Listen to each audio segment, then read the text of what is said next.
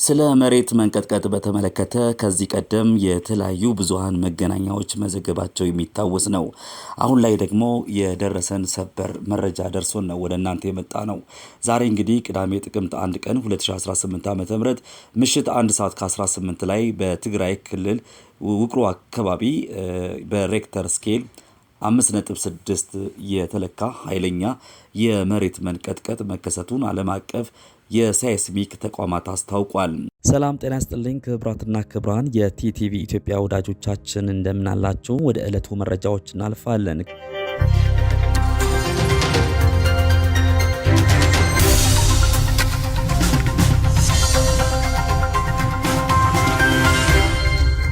ክቡራትና ክቡራን የቲቲቪ ኢትዮጵያ ወዳጆች በሰበር ዜና መረጃ ወደ እናንተ መተናል።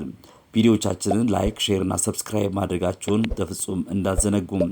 ዛሬ እንግዲህ ማምሻውን 2018 ጥቅምት 1 ቀን ማለት ነው ማምሻውን ወደ 1 ሰዓት ከ18 አካባቢ በትግራይ ክልል ውቅሮ ከተማ አቅራቢያ ላይ በሬክተር ስኬል 5.6 የተለካ ኃይለኛ የመሬት መንቀጥቀጥ መከሰቱን ዓለም አቀፉ የሴስሚክ ተቋማት አስታውቋል።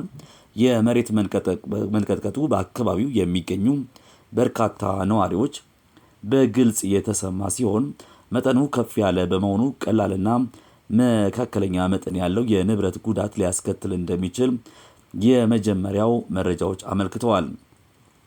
ይህ በዚሁ አካባቢ ዛሬ ከሰዓት በኋላ ከተከሰተው አነስተኛ የመሬት እንቅስቃሴ በኋላ የተመዘገበ ሁለተኛውና እጅግ ኃይለኛው የመሬት መንቀጥቀጥ እንደሆነ ያገኘነው መረጃ ያስረዳል።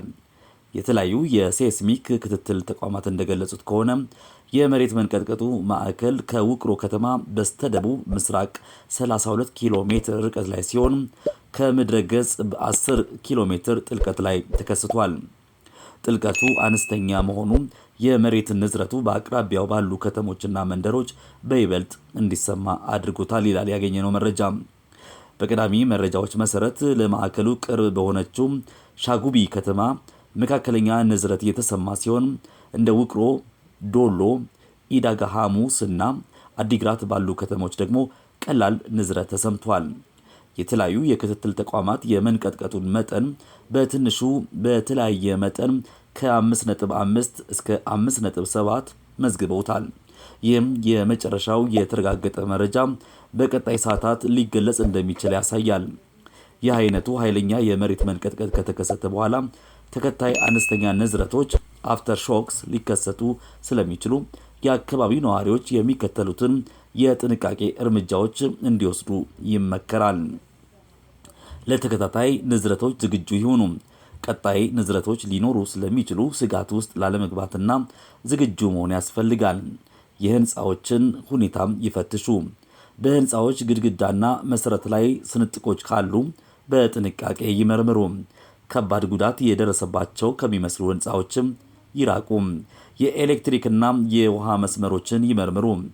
የተቆረጡ የኤሌክትሪክ ገመዶችንና የውሃ ቱቦዎችን ከመንካትም ይቆጠቡ። ይፋዊ መረጃዎችን ይከታተሉ። ከመንግስት የጸጥታና የአደጋ መከላከል አካላት የሚተላለፉ መረጃዎችንና ማስጠንቀቂያዎችን በንቃት ይከታተሉ። የኢትዮጵያ ጂኦሎጂካል ሰርቬይ እና ሌሎች የሚመለከታቸው የመንግስት አካላት በጉዳዩ ዙሪያ ዝርዝር መረጃ በቀጣይ ይሰጣሉ ተብሎ ይጠበቃል። ይህን ጉዳይ በተመለከተ እኛም አዳዲስ መረጃዎች የሚኖሩ ከሆነ መልሰን ወደ እናንተ የምናቀርብላችሁ ይሆናል። መረጃውን ያገኘነው ከዘሀበሻ ላይ ነው። ክቡራትና ክቡራን የቲቲቪ ኢትዮጵያ ወዳጆች ዕለታዊ ሰበር መረጃ ስለደረሰን ነው ዛሬ ወደ እናንተ የመጣ ነው። ዛሬ እንግዲህ እንደምታውቁት ጥቅምት 1 ቀን 2018 ዓ.ም ሲሆን ማምሻውን 1 ሰዓት ከ18 አካባቢ በትግራይ ክልል የደረሰው የመሬት መንቀጥቀጥን መረጃ ለማድረስ ወደ እናንተ ያቀረብነው ዝግጅት ይህንን ይመስላል። ስለ ተከታተላችሁን ከልብ አድርገን እናመሰግናለን። ያላችሁበት በዚህ ጉዳይ ላይ አዳዲስ ነገር ካለ እናንተም ብትደውልን በአክብሮት እንቀበላለን። በመሬት መንቀጥቀጥ ዙሪያ ከዚህ ቀደም በተለያዩ ብዙሃን መገናኛዎች እየተዘገቡ አደጋው ከመድረሱ በፊትም ጥንቃቄ መደረግ ስላለበት ጉዳይ ማቅረባችን የሚዘነጋ አይደለም። ቲቲቪ ኢትዮጵያ ላይክ እና ሼር እንዲሁም ደግሞ ሰብስክራይብ በማድረግ በዚህ ጉዳይ ላይ መረጃዎችን እንዲደርሷችሁ የምናደርግ ይሆናል። በያላችሁበት መልካም ጊዜ እንዲሆንላችሁ እንመኛለን።